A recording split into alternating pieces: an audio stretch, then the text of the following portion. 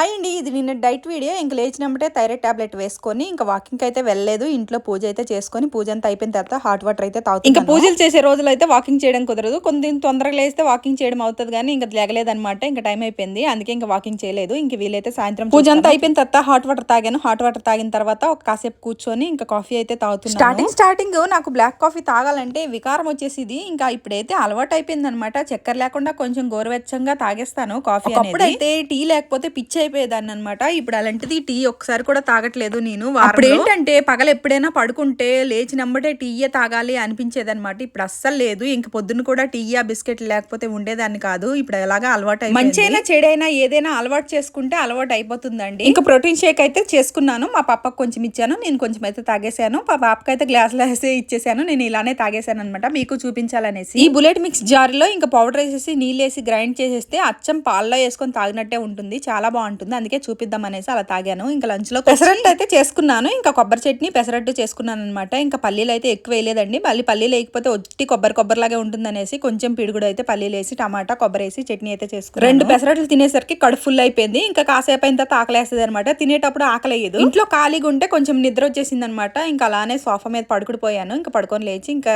Green tea అయితే తాగేశాను. మా పాప బర్త్డేకి షాపింగ్ చేయడానికి వెళ్ళామన్నమాట. ఇంకా నైట్ అయిపోయింది, ఇంకా డిన్నర్ అయితే బయట కొబ్బరి బొండం తాగేసి ఇంటికి వచ్చేసాను. Bye bye.